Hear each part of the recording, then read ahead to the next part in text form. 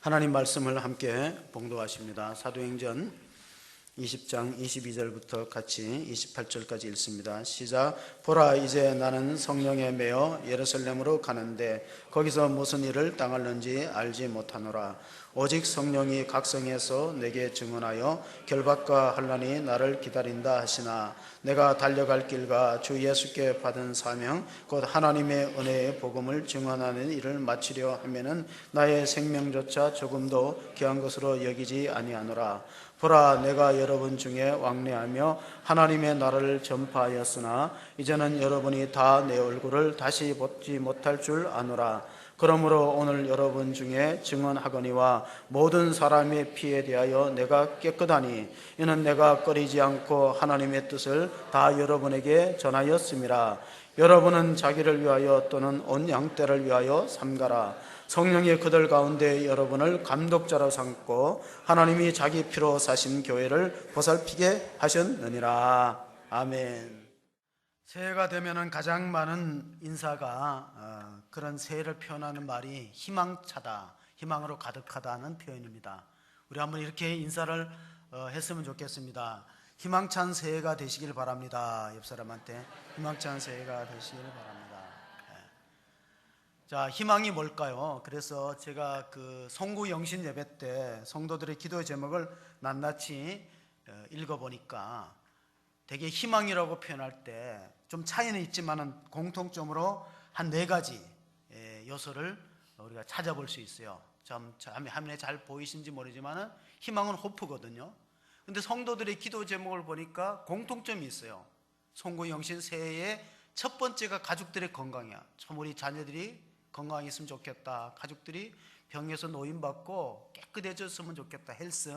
첫 번째 A, 이 건강은 희망의 첫 번째 요소는 가족들의 건강이에요. 두 번째는 형통이에요. 오케이. 자녀들의 앞날이 형통하고 우리가 계획하는 것이 잘 이루어지고, 오케이는 형통이죠.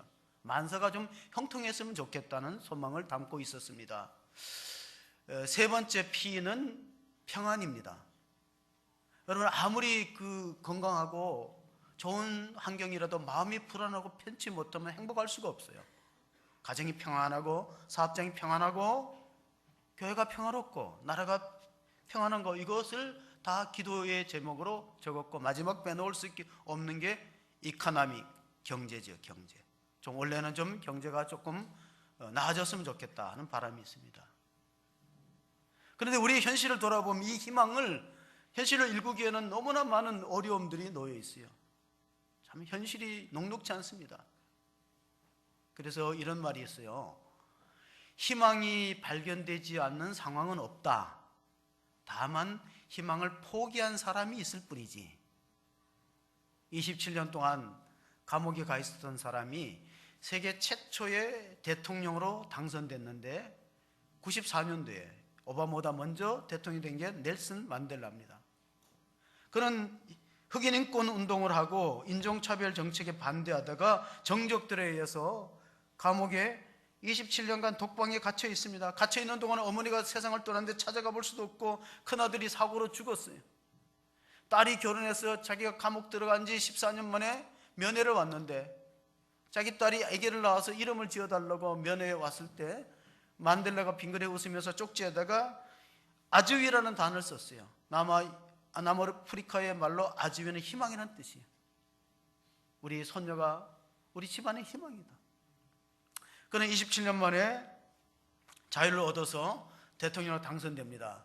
그때 빌 클린턴 대통령하고 대화했던 내용이 클린턴의 자서전에 기록되어 있습니다. 당신이 27년 동안 감옥에 있으면서 증오가, 그 정적들에 대한 미움과 분노가 있었을 텐데 대통령이 당선돼서 왜 정치적인 보복을 안 했습니까? 그들에 대한 증오를 어떻게 원망하는 마음이 없었습니까? 했을 때 넬슨 만델라가 중요한 말을 했어요. 내가 만약 아직도 미움에 사로잡혀 있다면 나는 감옥 속에 있는 것입니다. 나는 다시 감옥으로 들어가는 것 같습니다. 그러므로 나는 다 풀어버리고 잊어버리고 용서해서 내 취임식에 그들을 나를 괴롭힌 사람들을 초대했습니다. 여러분, 그래서 우리는 이런 마음을 가져야 돼요. 새해에는 좀 풀고 살아야 된다. 맺힌 것들이 가족 간에 친척 간에 맺힌 것을 풀고 살아야 되기 때문에 다시 한번 우리 인사합시다. 새해는 풀고 삽시다 하고 옆 사람한테 인사해요. 새해는 풀고 삽시다. 예, 풀으셔야 돼요. 미운 마음, 원망하는 마음 풀으셔야 돼요. 단테가 썼던 신곡이라는 유명한 그 희곡을 보고 로댕이라는 조각가가 그 작품을 만들었는데 지옥문 입구에는 이런 팻말이 있대요. 여기에 들어가는 사람은 일체의 희망을 버리라. 지옥이 뭐냐? 희망이, 빛이 하나도 안 보이는 거. 그게 바로 지옥이라는 겁니다. 사람은 안 먹어도 40일 삽니다. 예수님도 40일 금식 기도하셨다는 기록이 마태복음 4장에 나오고, 모세도 시내산에서 40일 금식했어요. 물을 안 마시면 4일을 살고, 안 먹으면 40일 살고, 수만 시도 4분을 사는데 희망이 없이는 4초도 못 견디는 게 인생이에요. 희망이 있어야 된다는 거예요. 희망을 갖고 살아가는데, WHO 세계보건기구가 내놓은 발표에 의하면 2020년 되면 세계에서 사망 원인 2위가 우울증이라고 발표했어요. 1위는 심장병이고, 사망 원인 1위는 심장병이고 2위는 우울증이고, 암이 3위로 밀리는 거예요. 왜 이렇게 우울증 환자가 많은가? 우리 국민의 8%가 우울증 상태에 있고, 남자보다는 여자가 배로 더 많고, 심각한 것은 도시 청소년 10명 가운데 7명이 우울증을 경험한대요. 그 중에 3분의 2는 상담을 받아야 될 정도로 전문가가 필요한 그런 오늘의 현실입니다. 경쟁이 심하고, 좀 남하고 비교했을 때 자신감이 떨어지고, 열등감, 사는 것이 두렵고 겁나고, 이런 사람들이 우리 주변에 너무너무 많이 있다는 것이에요. 그들을 어떻게 자존감을 살려주고 세상을 살 수 있는 힘을 주고 길을 안 죽게 하는 방법이 뭐냐? 그런 힘은 내 안에서 필요하지 않아요. 밖으로부터 오셔야 돼요. 우리가 왜 믿음을 가져야 되는가? 왜 성령님을 의지해야 되냐면, 내 안에 그걸 이길 힘이 우리와 우리 자녀들한테 없다는 거예요. 밖으로부터 힘이 주어져야 돼요. 하나님의 힘을 주셔야 됩니다. 그래서 하나님은 어떤 자에게 힘을 주시는가? 십자가로 가까이 나오는 사람. 그럼 십자가 없이 부활이 없다는 것은 우리가 잘 알고 있어요. 영어에는 이런 속담이 있어요. No cross, no crown. 십자가 없이는 면류관이 없는 거예요. 자식은 부모에게 면류관이 될 수도 있고 가시관이 될 수도 있어요. 근데 십자가 없이는 면류관이 없다 아시고, 우리가 지고 있는 십자가가 무겁다고 불평하고 원망할 때도 있지만은, 주님의 음성을 한번 들어보세요. 나는 너보다 더 힘들고 어려운 십자가를 졌어. 하늘의 영광을 위해서 이 땅의 고난을 감당했어요. 그리고 너는 나에게 있어서 소중한 존재야. 왜냐하면 내가 너를 위해서 대신 죽었거든. 그만큼 너는 너 자신이 보잘것없다, 그런 열등감과 좌절감을 갖고 있지만은 나는 너를 살리기 위해서 하늘 영광의 보좌를 버리고 십자가를 지고 우리를 위해서 값비싼 보혈의 피를 흘려주신 그 주님을 생각할 때 우리는 이대로 좌절할 수 없습니다. 갈라디아서 2장 20절을 보시면 사도 바울은 이런 고백을 했습니다. 내가 그리스도와 함께 십자가에 못 박혔나니 그런즉 이제는 내가 사는 것이 아니요 오직 내 안에 그리스도께서 사시는 것이라. 이제 내가 육체 가운데 사는 것은 나를 사랑하사 나를 위하여 자기 자신을 버리신 하나님의 아들을 믿는 믿음 안에서 사는 것이다. 우리가 이 믿음을 소유할 수 있는 성도가 되시기를 바랍니다. 주님은 우리의 손을 붙잡고 일어나기를 바라시고 하나님을 향해서 나아가기를 원하고 계십니다. 사람은 하나님으로부터 두 번의 명을 받습니다. 첫 번째 명은 생명이에요. 두 번째 명은 사명이에요. 생명과 사명을 받습니다. 그럼 사명은 뭐냐? 생명은 우리가 하나님에 의해서 부모를 통해서 받는 거예요. 그래서 부모님을 효도하고 부모님에게 우리가 정말로 순종해야 될 것은 생명의 수여자가 부모님이 아닙니까? 그러나 그 생명의 근원을 따지고 보면 하나님으로부터 오는 거예요. 그래서 생명을 부여받고 두 번째는 사명을 부여받는데, 사명이 뭐냐?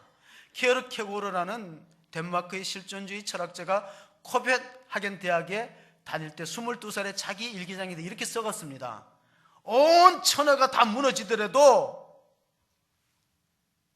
붙잡을 수 있는 거, 내가 이것을 위해서 살고 이것을 죽을 수 있는 것, 그것이 바로 나의 사명이다. 온 천하가 흔들려도 내가 이것을 위해 살고 이것을 위해서 죽을 수 있는 나의 존재 이유가 되는 거. 그래서 가장 행복한 날이 어떤 날이냐? 하나님이 나를 이 세상에 무슨 목적으로 보냈다는 것을 깨닫는, 사명을 자각한 날이 최고의 행복한 날이야. 마이크는 마이크가 존재하는 이유가 있잖아요. 소리를 크게 하는 거. 이 조명은 조명의 존재 이유가 밝게 볼 수 있게 하는 거. 다 사물은 존재 이유가 있는데 하물며 천하보다 귀한 한 생명, 하나님이 이 땅에 보내신 우리와 우리 자녀들에게 무슨 그냥 무의미하게 그냥 보냈겠어요. 사명을 발견하는 거예요. 내가 이것을 위해서 살아야 되고 이것 때문에 이 땅에 왔구나. 그걸 붙드는 것이 참으로 중요합니다. 제가 어릴 때는 학교에서 이걸 외우라 그랬어요. 국민교육원장.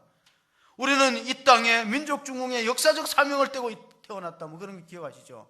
뭐 안으로 자주독립을 자세를 확립하고 밖으로 1600에 이바지할 때라. 외워지지도 않는 걸 억지로 외우느라고. 안 외우면 맞으니까 선생님이 때리셨어요. 그래서 외웠어요. 지금은 국민교육원장 쓰지 않아요. 왜? 이거는 한 나라의 비전이지 나의 비전은 아니고, 더 나아가서 하나님의 비전도 아니기 때문에 그렇습니다. 그런 비전들은, 그런 사명들은 쉽게 사라집니다. 그러나 오늘 본문에 나오는 사도 바울의 사명은 하나님으로부터 받은 거예요. 하나님으로부터 받은 사명을 바울은 자기의 생명보다 우선순위에 뒀어요. 진정한 사명이란 뭐냐면 생명보다 더 가치가 있고 우선순위에 있는 것이 엄밀한 의미에서 사명이 될 수 있습니다. 오늘 본문의 24절을 보시면 바울의 사명이 뭘까?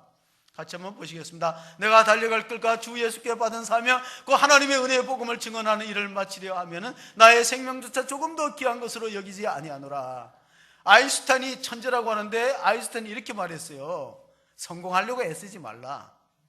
가치 있는 일에 투자하라. 가치 있는 일은 뭐냐? 하나님이 주시는 사명을 이루는 거예요. 각자마다 다르겠죠. 어떤 사람에게는 선교의 사명이 있고 어떤 분에게는 보내는 사명이 있고, 사명은 다 달라요. 예레미야 선지자가 구덩이에 갇히면서 이스라엘 민족을 위해서 눈물로 예언을 했어요. 그래서 예레미야에게 붙여진 것이 눈물의 선지자입니다. 그는 예레미야서 20장 9절에 내가 여호와를 선포하지 않고 그 이름으로 다시 말하지 않는다고 생각하면 속이 답답하게 견딜 수 없다. 그런 고백을 했어요. 그 뭐냐면은 예레미야가 예언자로서 사명이 있고 설교자로서 사명이 있다는 거예요. 어떤 은퇴하신 목사님이 그런 말씀하셨어요. 진짜 좋은 설교가 뭐냐? 잘하는 설교가 뭐냐? 공부를 많이 해갖고 유학을 갔다 온 사람이 좋은 설교를 할 수 있는가? 좋은 설교가 뭐냐?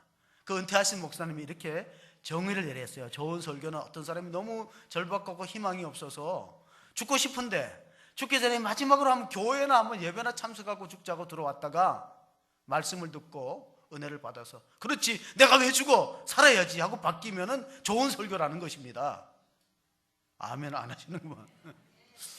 실제로 그런 일이 있었는데 사업을 하다가 망했어요. 친척들 돈을 다 빌려갖고 망하니까 살 길이 없으니까 가족회의를 했습니다. 가족회의에서 어떻게 결론이 났냐면은 그럼 우리가 죽자 결론이 났어요. 가족들이 다 죽기로 해요. 집단으로.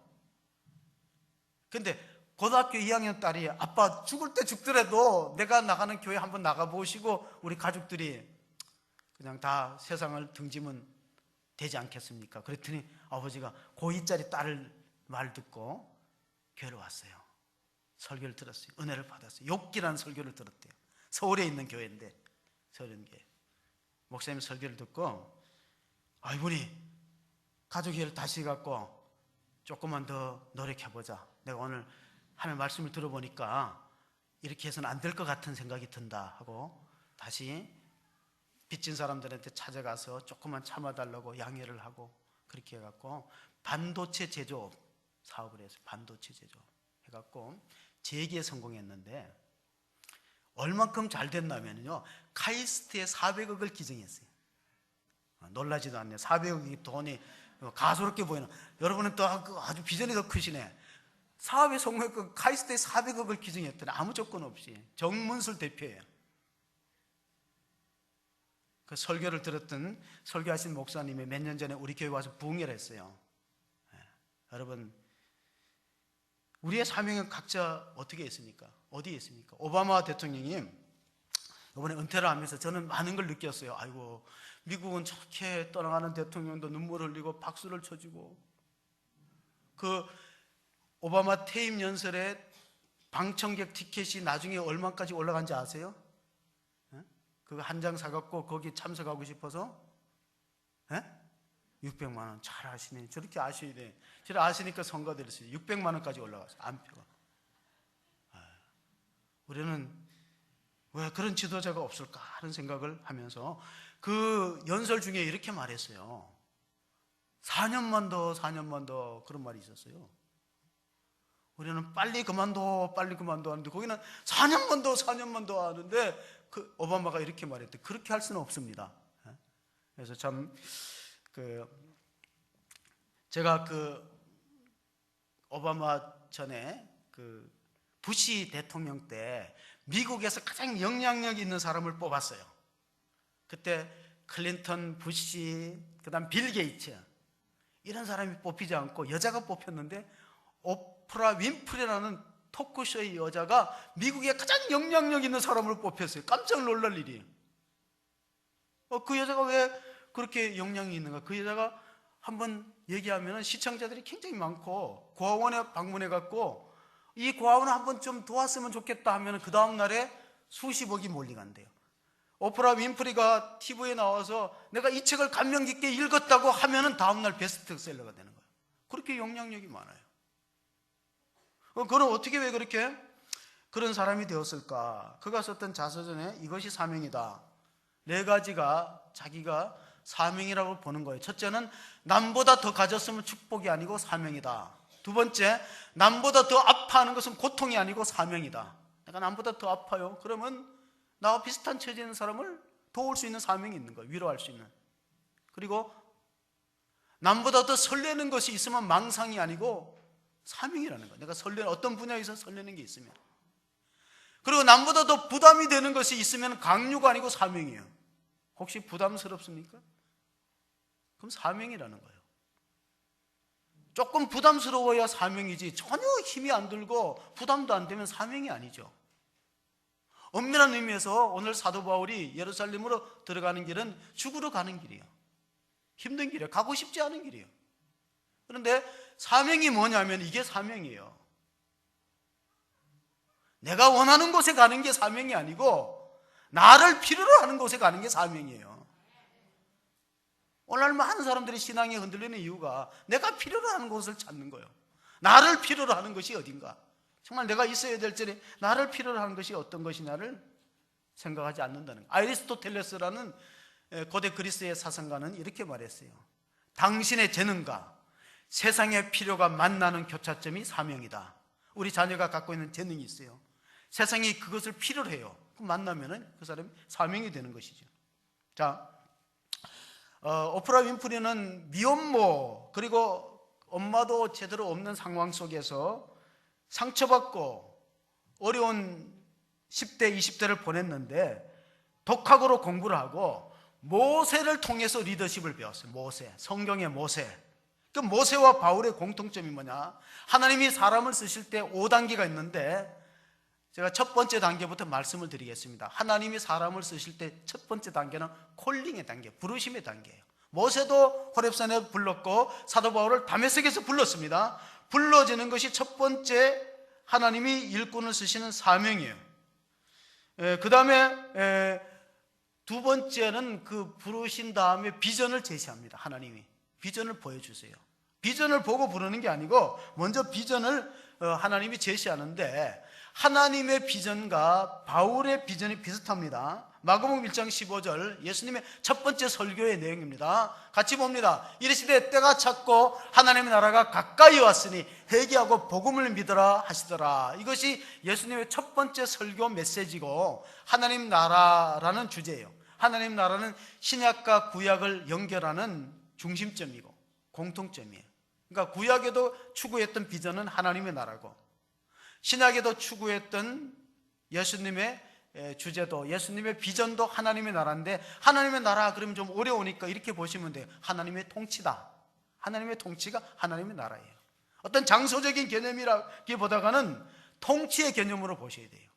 장소의 개념이라고 보면은 우리가 죽어서 가는 곳이라는 생각을 많이 하게 됩니다. 죽어서 천당 간다, 천국 간다, 그런 표현을 쓰는데, 예수님의 선포의 메시지는 그것을 초월해서 이 땅에서 하나님의 다스림 속에 내가 순종하면은, 하나님의 통치를 받아들이면 마음의 천국이 되는 거고, 모든 가족들이 하나님 통치 아래서 순종하고 예수님이 그 가정의 주인 되면 가정이 천국이 되는 거고, 교회가 예수님을 머리로 하고 모든 성도들이 예수님의 다스림 속에 순종하면 교회가 천국이 되는 거고, 그게 천국이라는 것이 장소적인 개념이라기보다는 다스림의 개념이다, 통치의 개념이라고 보면 됩니다. 자, 콜링 다음에 비전을 주십니다. 잠언서 29장 18절에 보면은 비전이 없으면 나라가 어떻게 될까? 여기 묵시가 없으면 하는데, 영어 성경에 보면 There is no vision 이렇게 나와 있어요. 묵시가 없으면 백성이 타락하고 방자에 행하거니와 율법을 지키는 자는 복이 있느라. 비전이 필요하다는 거예요. 자녀들이 꿈과 비전이 없으면 자꾸 세상의 유혹에 쉽게 넘어집니다.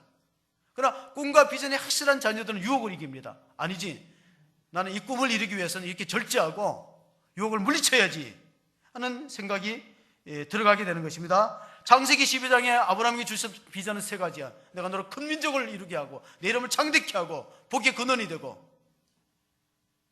너의 모든 후손이 너로 인하여 복을 받을 것이다. 주신 비전을 보여주었어요. 자, 우리가 모세가 비전을 받을 때 보면은 하나님 먼저 부르시고 콜링 다음에 비전을 주세요. 그래서 언제 부르셨냐면은 호렙산 떨기나무 불꽃 가운데서 부르셨는데, 부르신 다음에 두 번째로 주는 것이 비전입니다. 이 목표를 출애굽기 3장 10절에 보면은 이런 말씀이 기록되어 있습니다. 이제 내가 너를 바로에게 보내어 너에게 내 백성 이스라엘 자손을 애굽에서 인도하여 내게 하리라. 그러면 이 사명을 맡기기 전에, 비전을 제시하기 전에 뭘 했냐면은, 모세야 모세야 내가 선 것은 거룩한 곳이니 내 발에서 신을 벗으라. 부르심이 먼저 있는 거예요. 여러분을 먼저 하나님 부르시고 그 다음에 사명을 주시지. 이게 순서라는 겁니다. 자, 사도행전 9장 15절에 보면 바울에게 주셨던 사명이 있습니다. 그것이 바로 아나니아라는 선지자를 통해서 간접적으로 주셨는데, 주께서 이르시되 가라, 이 사람은 내 이름을 이방인과 임금들과 이스라엘 자손에게 전하기 위하여 택한 나의 그릇이다. 이방인 선교를 위해서 내가 그를 불러서 세웠다는 뜻입니다. 자, 세 번째 단계가 뭐냐? 하나님이 사람을 쓰시는 단계가, 첫 번째는 콜링, 부르심, 두 번째는 비전, 세 번째는 훈련이에요. 훈련. 트레이닝이라고, 디시플린이라고 볼 수 있어요. 디시플린. 제가 축구를 잘 못하지만은 여러분 2002년도에 우리 월드컵 4강에 신화를 창설한 걸 보면은 첫 번째가 소집이에요. 국가대표 선수를 누구 할 거냐? 콜링이죠. 콜링. 너가 대표 선수가 되라. 콜링이야. 두 번째가 뭐냐? 비전이. 우리가 16강을 이길 수 있다. 넘어설 수 있다. 우리는 세계를 깜짝 놀라게 할 것이다. 비전이죠. 비전을 준 다음에 훈련을 해야 불만이 없는 거예요. 비전 없는데 훈련하면은 우리 왜 이렇게 시키느냐? 우리 왜 이렇게 힘드냐? 전에 감독들은 우리 편하게 해줬는데 이렇게 되는 거예요. 그러나 거스 히딩크가 좋은 감독인 것은 분명한 비전을 심어줬어요. 우리는 16강을 넘어서서 세계를 깜짝 놀라게 할 것이다. 그리고 반발하는 사람이 없어요. 공정한 룰에 의해서 선수를 뽑았어요. 학연과 지연을 다 배제했어요. 실력이 있는 사람 뽑는 거예요. 열심히 있는 사람 뽑는 거예요. 교회도 그래야 된다고 봅니다. 과거의 갈록이나 이런 거 다 내려놓고 정말 운동장에서 죽을 수 있는 사람, 교회를 위해서 몸을 바칠 수 있는 사람, 그런 사람 뽑아야 돼요. 그래서 훈련, 디시플린입니다. 그리고 그 다음에 트레이닝을 시킨 다음에 그 꿈을 이루기 위해서는 훈련과 연단의 과정을 겪습니다. 요셉이 꿈을 이루기 위해서 하루아침에 되는 게 아니에요. 요셉은 참 억울한 일을 많이 당했습니다. 형들의 시샘에 의해서 팔려갔어요. 노예가 됩니다. 근데 노예로 가는 것도 비참한데 충성스럽게 일했는데 보디발의 아내의 모함에 의해서 감옥에 들어갑니다. 정말 하고 싶은 말 많고 억울하기가 그지 없습니다. 근데 참았어요. 불만을 말하지 않았어요. 하나님의 때를 기다렸습니다. 왜냐하면 요셉에게는 꿈을 이루기 위한 트레이닝의 기회예요. 그러니까 우리가 이렇게 생각합니다. 성도의 훈련은 꼭 교회만에서 이루어지지 않습니다. 삶의 현장 속에서 이루어집니다. 성도의 훈련을 꼭 교회 안에 국한시킬 필요가 없어요. 우리 삶의 현장에서 만나는 여러 가지 질병, 어려운 직장 간의 어떤 갈등들 다 하나의 훈련하는 코스예요. 그래야 너의 자아가 깨어지고 너가 겸손해질 수 있어. 너 자신을 돌아볼 수 있는 거야. 세상이 그렇게 쉬운 게 아닌 것처럼 하나님의 일도 결코 쉽지 않습니다. 그러나 믿음을 갖고 하면 하나님 도와주십니다. 오바마 대통령이 취임사하고 은퇴사하고 똑같은 게 있어요. Yes, we can입니다. 우리는 할 수 있다. 나는 할 수 없지만 우리는 할 수 있다는 거예요. 교회도 그렇습니다. 담임 목사한테 무한 책임이 주어지지만은 결코 교회의 성장과 부흥과 좋은 교회는 담임 목사만으로 되지 않습니다. 함께 해야 돼요. 우리가 함께 할 때 이것이 이루어질 줄로 믿습니다. 함께하는 마음을 가지셔야 돼요. 혼자서는 안 된다는 겁니다. 그래서 이런 말이 있어요. 제자는 태어나지 않고 만들어진다. 좋은 직분자는 저절로 되지 않고 훈련에 의해서 만들어져요. 근데 문제는 훈련을 별로 좋아하지 않는다는 거예요. 나는 좋은 군사가 되고 싶어. 정말 특공대가 되고 싶어. 그런 마음 갖고 있지만 특별히 공부도 못하고 머리만 크다고 특공대가 될 수 있어요? 특공대는 특수한 훈련과 그 어려움을 겪어야지. 어떤 분이 이런 얘기를 하더라. 아몬드가 죽으면 뭐가 될까요? 다이아몬드가 되잖아. 아몬드가 죽어야 다이아몬드가 되듯이 내가 하나님께 쓰임을 받기 위해서는 고난과 훈련의 연단을 통하는 거예요. 욥기 23장 10절에 보면 그가 나를 단련하신 후에는 내가 순금 정금같이 나오리라. 왜 하나님이 욥을 단련했냐면 욥의 믿음에 불순물이 있을까 봐 단련한 거예요. 우리의 믿음에는 불순물이 좀 있어요. 자기 영광도 있고 욕심도 있고 그런 게 하나님이 환경을 통해서 질병을 통해서 그걸 다 빼내버려요. 불같은 신을 통해서 순수하게 주님만을 사랑하고 주님 하나님을 사랑하는데 마음을 다하고 뜻을 다하고 성품을 힘을 다해 사랑하고 정말 주님이 좋아서 하나님이 좋아서 신앙생활을 하는 거예요. 그리고 하나님을 사랑한다면 교회를 또 섬겨야 돼요. 칼빈이 한 중요한 말이 있어요. 하나님을 아버지로 예배하는 자가 하나님을 아버지로 경배하는 자는 교회를 어머니로 봉양해야 된다. 교회를 어머니로 잘 섬겨야 된다. 교회가 약하잖아요. 부족하잖아요. 허물이 많이 보이잖아요. 어머니를 홀대하거나 어머니를 무시하면 복받는 자녀가 되겠습니까? 아버지는 두렵고 좀 가까이 하기가 어려운 존재지만 어머니는 만만하고 약해 보여요. 어머니 무시하면 됩니까? 그는 이율배반적인 신앙이에요. 하나님은 좋은데 교회는 아니다 하면 이율배반적인 신앙이에요. 사명의 네 번째 단계는 하나님이 쓰시는 사명의 네 번째 단계는 재인식의 단계예요. 왜 재인식이 필요하면요, 사명과 비전을 이루려 보면 장애물을 많이 만나요. 장애물을 만날 때 우리가 두 가지의 자세가 필요한데 하나는 뭐냐면 내가 가진 경험과 지혜를 가지고 내 능력을 가지고 돌파하려고 하는 사람들이 있어요. 모세가 그랬어요. 모세는 자기가 배운 애굽의 학문과 무술을 가지고 자기 동족을 괴롭히는 애굽의 간원을 쳐서 죽여서 모래밭에다 묻어버렸어요. 자기 힘으로 비전과 꿈을 이루다가 난간을 만나는 것이에요. 겸허한 자세가 필요합니다. 사명의 재인식 네 번째 단계는 내 힘으로 안 된다는 알고 하나님이 도와주셔야 됩니다. 하나님 나와 함께 하시고 우리 사업장에 함께 하시고 우리 가정과 교회 함께 하셔야 됩니다. 그 겸손한 신앙이 필요합니다. 그러니까 기도해야죠. 내 힘으로 안 되니까. 사명의 재인식의 단계는 하나님의 도움을 구하는 성숙한 모습으로 나타나고 있습니다. 아브라함도 사실은 사명의 재인식이 있었어요. 뭐냐면은 기다리다가 참다 못해서 자기 마음대로 하갈이라는 몸종을 통해서 자녀를 얻어갔고 이를 통해서 하나님의 비전이 성취될 것이다. 하나님이 노 그랬잖아요. 그건 너의 생각이지. 너 더 기다려야 되는데, 더 인내해야 되는데 왜 너가 성급하게 사람의 생각과 뜻을 가지고 너의 노력으로 작품을 만들었느냐. 그 작품은 결코 우리 가정에 복이 되지 못하고 갈등의 원인이 될 것이다. 그래서 이스마엘 자손하고 그 후에 태어난 약속의 아들 이삭과 아직도 분쟁하는 것이 중동 분쟁이에요. 중동 분쟁. 팔레스타인 분쟁은 이삭의 후예들과 이스마엘의 후예가 싸우는 거니까 하나님의 때를 기다리지 못했던 결과가 오랫동안 역사의 비극으로 남아 있습니다. 여러분, 실미도라는 인천에 가까운 그 섬에 대해서 우리가 잘 알고 그 영화로도 보셨는데, 실미도의 비극이 뭐냐? 실미도의 비극은요, 목표 상실에 있어요. 제가 전도사 때 그 실미도의 그 탈주한 장병들이, 특공대들이 나와서 자폭한 현장을 늘 지나다녔어요. 왜? 그 길로 왔다가 거기서 트럭을 탈취해서 거기서 자폭했어요.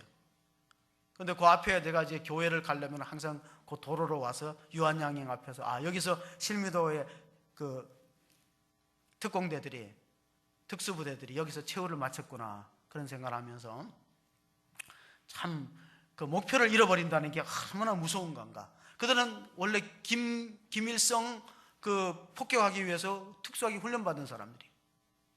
지금 그 대통령 권한 대행이 발표했어요. 우리나라가 김정은과 전쟁 지도자를 참수하는 부대를 2년간 앞당겨서, 원래 2년 후에 계획했던 걸 2년 앞당겨서 훈련시키겠다 그랬어요. 근데 그 사람들은 뭐냐면은 계급도 제복도 없어요. 오직 나라를 위해서 자기 목숨을 바치겠다는 사람이 들어가는 거예요. 오늘 바울이 내가 예루살렘으로 들어가는데 거기서 무슨 일을 만날지 내가 알 수 없다. 그러나 나의 달려갈 길과 주 예수께 받은 사명, 곧 은혜의 복음을 증거하는 일을 마치려 하면은 나의 생명을 조금도 귀한 것으로 여기지 않는다. 그게 사명인데, 그 119 대원들이 미국에는 911이라고 부릅니다. 우리는 1199, 우리는 미국에는 911인데, 그 911 테러의 현장에 들어갔을 때 소방대원들이 외치는 구호가 있어요. First in, last out. 우리나라의 그 소방관들이 훈련하는 훈련탑에 보면 영어로 써놔 있어요. 경남 소방대 훈련 그 탑에 보면은 영문으로 First in, last out. 우리는 화재 현장 속에 들어가면 맨 먼저 들어간다, 투입된다. 그리고 모든 인명을 구조한 다음에 맨 나중에 나온다. First in, last out. 그게 사명자라는 거예요. 그리고 그들은 이렇게 말합니다. 우리가 입고 있는 이 소방관 제복의 무게가 20kg가 넘는데요. 그 두꺼운 방화복을 입고 등에다 또 머리 짊어지고 산소통 짊어지면 20kg가 넘는 그 무거운 장비를 쥐고 들어가면서 하는 말이 있어요. 우리가 입는 이 장비는, 우리가 입는 이 옷은 나라와 국민이 입혀준 수의다. 죽는 옷이에요. 이건 나라가, 그러니까 그분들이 월급은 많이 못 받아도 얼마나 사명감이 있습니까? 특공대, 특수부대들이 내가 입고 있는 이 제복은 조국이 내한테 입혀준 수의다, 그런 마음을 갖고 현장에 투입되는 것과 똑같습니다.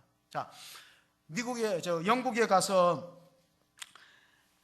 영국 교회를 바라본 사람이 이런 글을 남겼어요. 영국 교회는 마치 그 예수님이 십자가에 못 박힐 때 베드로가 3번 부인했는데, 마가복음에 이렇게 기록되어 있어요. 닭이 2번 울기 전에 내가 3번 나를 부인하리라. 왜 2번이라는 단어를 썼을까? 1번 울었을 때 기회가 있었는데 그 기회를 놓쳐버리고 회개하지 않고 2번 울 때 3번 예수님을 부인했기 때문에 결국은 베드로가 정말 그 예수님을 배반한 사람이 되고 말았어요. 후에 돌이켰지만은. 그래서 원래가 우리가 정유년이라 그러는데, 이 영국이나 서양의 교회는 십자가 대신에 금속 또는 금으로 닭 모양을 올려놓은 걸 볼 수 있어요. 닭의 운명이 어떻게 될까?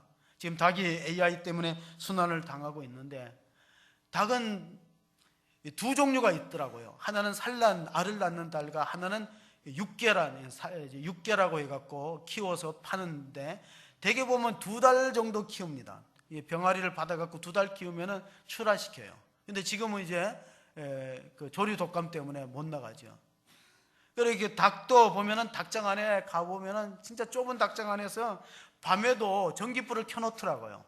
제가 양계장을 몇 번 가봤는데, 대형으로 수만 마리를 키우는 양계장을 가봤는데, 그냥 밤에도 불을 물어봤어요. 밤에 왜 전등불을 켜놓냐면은 이래야 빨리 알을 낳는, 인간의 욕심에 의해서 혹사당하죠.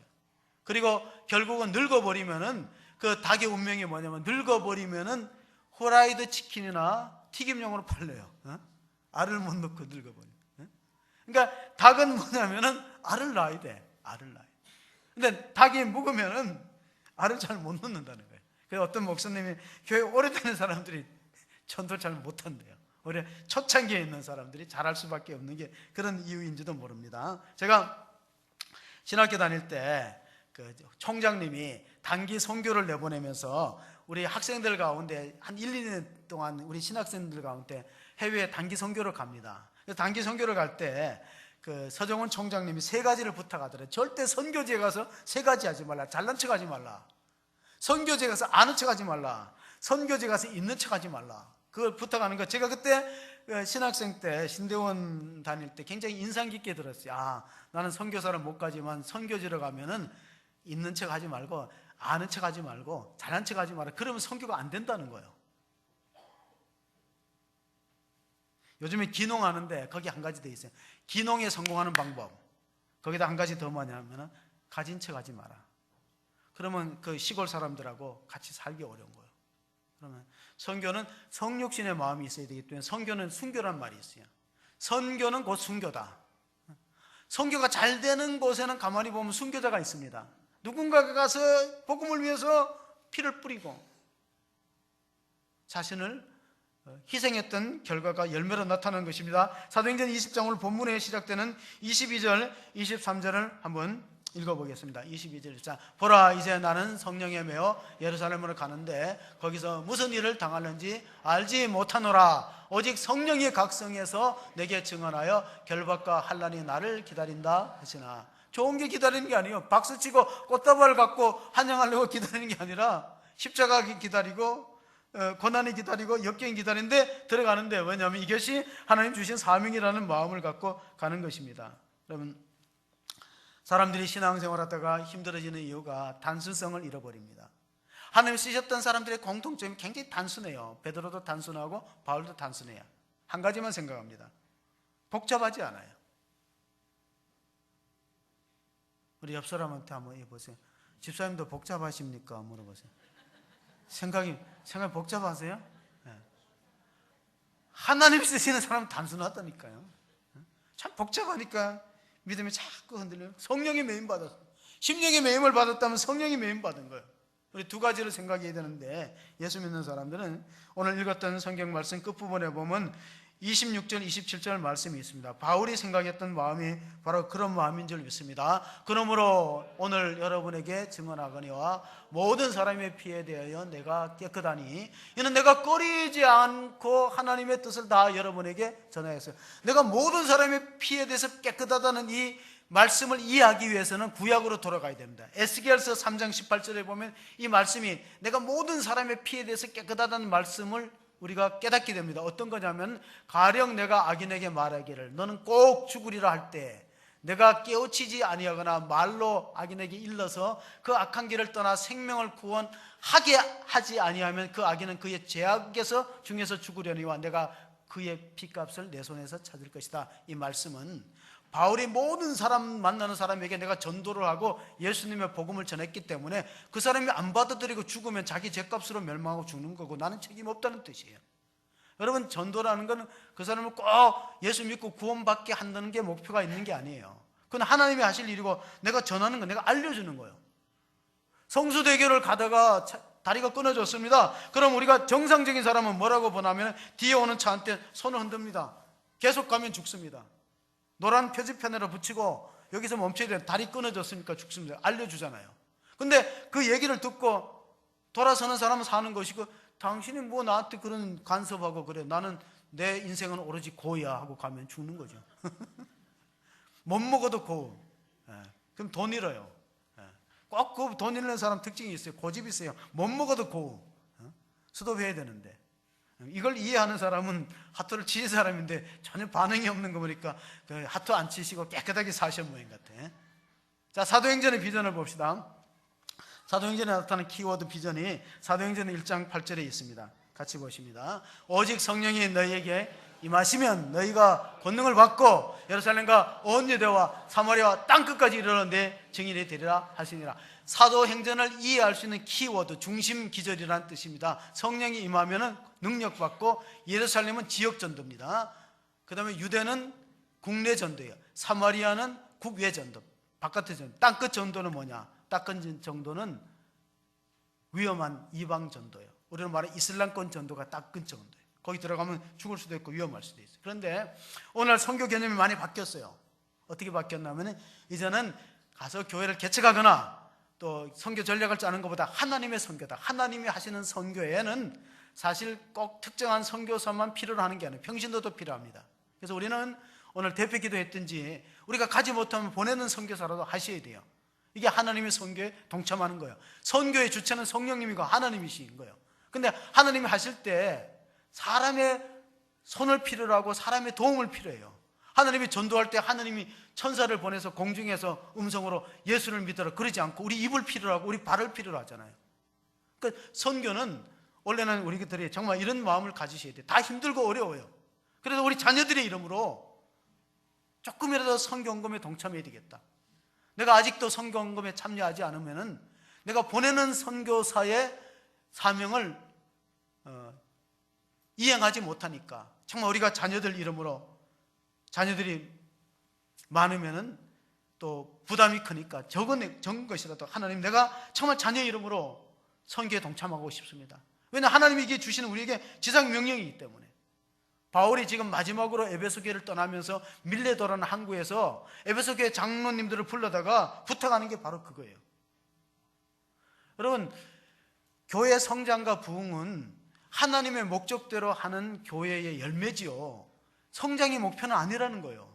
그러나 전도와 선교는 빼놓을 수 있는 사명이기 때문에 그걸 하다가 보면 자연적으로 성장과 부흥은 부수적으로 주는 거지. 우리가 해야 될 것은 바로 영혼 구원이에요. 영혼 구원이고 복음 전도예요. 사도행전 20장 28절 끝으로 보시면요, 이런 말씀이 바울이 교회 장로님들한테 부탁하는 말씀입니다. 같이 봅니다. 여러분은 자기를 위하여 또는 온 양떼를 위하여 삼가라. 성령이 그들 가운데 여러분을 감독자로 삼고 하나님이 자기 피로 사신 교회를 보살피게 하셨느니라. 하나님이 자기 피로 사셨다는, 하나님 무슨 피가 있냐? 예수님의 피가 하나님 피죠. 하나님이 자기 피로 예수님의 보혈로 교회를 만드시고 피값으로 사시고 여러분을 구원받은 백성으로 세웠다면은 조금 있다가 보면 양떼를 위해서 이리떼들이 들어온다는 거. 바울이 이 교회 장로님들을 얼마나 믿었냐면은 장로님들 교회를 잘 지킬 것으로 믿고 신뢰하고 마지막 같이 끌어안고 밀레도에서 울면서 기도하면서 나는 가면 못 돌아온다. 나는 가면은 거기서 최후를 마칠 수도 있다. 그러므로 장로님들 교회를 지켜달라고 부탁을 하는 거 볼 수 있습니다. 바울의 목회의 여정을 보면은 우리가 20장 19절에 보면 세 가지의 특징이 있는데 바울의 목회는 겸손의 목회고 눈물의 목회고 인내의 목회였어요. 겸손, 눈물, 인내. 3년 동안 가르쳤어요. 그럼에도 불구하고 이단들이 들어가서 에베소 교회를 흔들 가능성이 있기 때문에 미국의 어떤 그 양치는 목장에서 이런 일이 있었습니다. 늑대와 여우들이 양을 자꾸 해치고 공격하기 때문에 이 목장 주인이 결단을 내려갖고 사냥꾼을 불렀어요. 전문 사냥꾼을 불러서 우리 양떼를 해치는 주변의 늑대들을 좀 물리쳐달라. 그래서 열심히 사냥꾼들이 늑대를 제거했더니 그 다음부터는 양이 이제 물려가지 않고 죽지 않아요. 좋았다 하고 했는데 그해 겨울에 많이 죽었어요. 조사를 해봤어요. 생태학자들을 불러서 조사를 해봤어요. 아니 이 정도 추위에 왜 양들이 죽느냐? 양들이 왜 이 정도 추위에 저렇게 갑자기 늑대가 물어주는 숫자보다 훨씬 많은 숫자가 죽어나갔습니다. 생태학자들 조사를 해보니까 긴장이 풀어졌던 게 하나의 원인이에요. 늑대가 없어지면 양들의 긴장이 풀어졌다. 두 번째로 운동량이 훨씬 줄었다. 전에는 늑대가 웅 소리를 내면 도망다니느라고 운동을 했는데 운동량이 줄어들었다. 세 번째, 그 결과 면역력이 떨어져서 조그만 추위도 못 견디고 죽었다. 교회도 마찬가지예요. 교회를 왜 훈련해야 되느냐? 교인들을 왜 편안하게 안 놔두느냐? 교인들을 편안하게 놔두면 죽이는 거죠. 영적으로 죽이는 거예요. 움직이지 않고 활동하지 않으면 조그만 시험에도 무너지고 넘어지고 마귀 사탄의 공격의 대상이 되기 때문에 예수님께서는 자기를 따르는 제자들에게 이런 부탁을 하셨어요. 끝으로 우리가 그 말씀을 읽어보면요, 마태복음 10장 38절 39절에 역설적 진리가 드러납니다. 또 자기 십자가를 지고 나를 따르지 않는 자도 내게 합당하지 아니하니라. 39절을 보면 자기 목숨을 얻는 자는 잃을 것이요 나를 위하여 자기 목숨을 잃는 자는 얻으리라. 실제로 12제자가 다 순교의 제물이 되었어요. 사도 요한만 밤모섬에서 유배당했지, 마태와 도마는 창에 의해서 죽고 베드로와 안드레는 십자가에 의해서 죽고 돌에 순교당하고 또 야고보는, 사도 야고보는 헤롯의 칼에 의해서 순교당하고 근데 선교는 결국 순교다. 선교와 순교는 똑같은 개념으로 이해하시면 되기 때문에 참 오늘 우리가 한국교회가 살 수 있는 길이 뭐냐. 몇 년 전에, 2년 전에 세계적인 신학자 D.A. 카슨이 우리나라를 방문해서 이런 말을 했어요. 한국교회는 이제 고난을 회피하고 십자가를 다시 붙들지 않으면은 생명력을 잃을 것이다 하고 진단하고 있어요. 왜냐하면 과거에 우리가 한국교회는 굉장히 고난의 십자가를 붙들고 기도하면서 복음 전도의 열정을 갖고 있었던 생명력이 넘치는 교회였는데 언젠가 우리 한국교회가 고난을 회피하고 십자가 없는 부활만을 바라기 때문에 굉장히 약화되었다. 외국의 신학자가 보는 견지가 한국은 다시 희망이 있는데 다시 한번 십자가를 붙들면은 하나님 부활의 권능을 주시고 성령이 우리에게 권능을 주시면은 세계 땅끝까지 복음의 증인으로 설 수 있을 것입니다. 그러나 한국교회가 선교의 열정이 있을 때 경제도 잘 살아났습니다.